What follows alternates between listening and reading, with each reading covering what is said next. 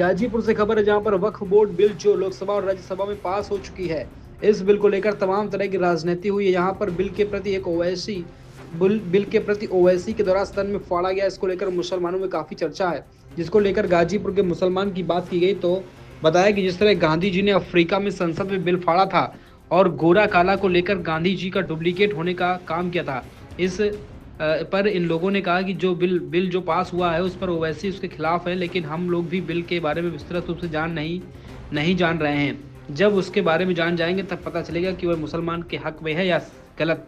भाजपा अल्पसंख्यक मोर्चा के जिला महामंत्री ने कहा कि यह सरकार का स्वागत योग्य कदम है। जो हंगामा कर रहे हैं वो अपने वोट बैंक की राजनीति कर रहे हैं। यह बहुत लंबा चौड़ा संशोधन नहीं है, थोड़ा सा संशोधन है, क्योंकि वक्फ की जमीन गरीब मजलूम के लिए थी, जिस पर कुछ चुनिंदा लोग काबिज हो गए थे नजर आ रहा था, जिसमें अपना स्वार्थ नजर आया, क्योंकि आम मुसलमान नहीं जानता। बताते चलें कि वक्फ की ज़मीनों को लाभ उन्हें कैसे मिल जाता है। वक्फ के कुछ ठेकेदार करोड़ों की ज़मीन किराया भी करोड़ों और लाखों में, लेकिन वक्फ के नाम पर 150 रुपया दिखाया जाता है। बाकी ऊपर का पैसा जो रखवाले हैं वो इसको मिल बांट कर खा जाते हैं। सन्नी जी, इन दिनों लोकसभा और राज्यसभा में हंगामेदार बहस जारी है, इसमें वक्फ बिल पास हो रहा है। इसको तमाम विपक्ष के नेता गलत बता रहे हैं, कुछ लोग बता रहे हैं कि बहुत सरकार ने जल्दी कर दी है। क्या कहेंगे और क्या बताएंगे? देखिए, सरकार का ये स्वागत योग्य कदम है और जिस तरह से ये होना भी चाहिए था। और बहुत ज़्यादा जो हंगामा कर रहे हैं वो अपनी वोट बैंक की राजनीति कर रहे हैं और ये इस तरह का ऑडिट होना चाहिए था। बहुत लंबा चौड़ा संशोधन नहीं है, तीन चीज़ों का मेन संशोधन है। जैसे कि वक्फ की संपत्ति गरीब मजलूम असहाय लोगों के लिए थी, उस पर बहुत चुनिंदा लोग काबिज थे, जो बड़े बड़े रुतबेदार लोग थे, ज़माने से काबिज होते और उनको अपना स्वार्थ उसमें नज़र आ रहा था। आज तक वक्फ की जितनी भी ज़मीनें, जितनी भी प्रॉपर्टी है, उसका आम मुसलमानों से कोई लेना देना नहीं है। ना वो जान भी पाते हैं कि वक्फ की ज़मीनें कैसे उसका लाभ कैसे मिल पाता है। जो कि वक्फ किसी ने, हमारे अजदाद, हमारे पूर्वजों ने जो वक्फ की ज़मीनें दी हैं, उसका मेन उद्देश्य यही है कि गरीब मजलूम और दीन के लिए काम आनी चाहिए, लेकिन दीन के लिए आज तक नहीं काम आ पाई।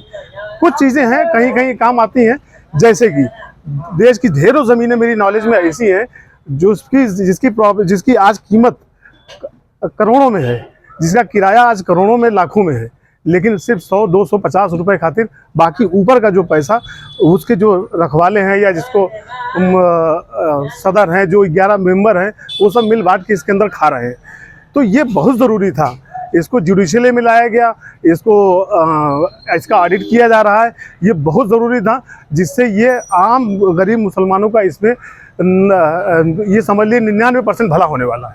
सन्नी जी, एक चीज़ देखी गई लोकसभा में, ओवैसी ने बिल को फाड़ दिया, इस पर आप क्या कहना है? देखिए, ओवैसी जी बिल को फाड़ दें या कोई भी फाड़ दे, अब तो पास हो गया है।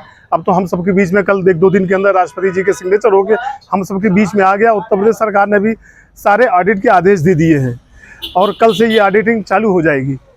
और ओवैसी जी फाड़ दिए हैं या और कोई फाड़ दे, अब उसका कोई मतलब नहीं निकलता है। चाचा, इन दिनों वक्फ बोर्ड बिल पास हो गई है और देखा जा रहा था कि ओवैसी ने लोकसभा में इस बिल को फाड़ा, जो है, क्या कहेंगे?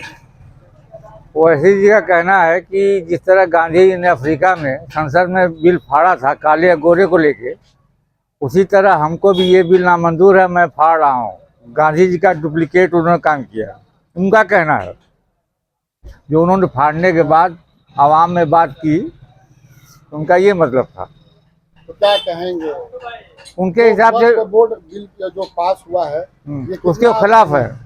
कितना सही मानते हैं आप? इसके वो खिलाफ हैं। यानी आप सही मानते हैं? नहीं, हम न उसको सही कह रहे हैं न गलत कह रहे हैं, समझे, क्योंकि अभी पूरा समझ में नहीं आया। जब तक बात पूरी समझ में आ जाएगी, पूरा चर्चा में पूरा उसका डिटेल आ जाएगा, तब आदमी समझेगा सही कि गलत है। अभी तो संसद के अंदर है, कितने पॉइंट हैं, कितनी टॉपिक है, क्या क्या संशोधन है, क्या क्या नहीं, ये आवाम में तो आया नहीं, पब्लिक में। इसका सही या गलत का निर्णय अभी कैसे किया जा सकता है?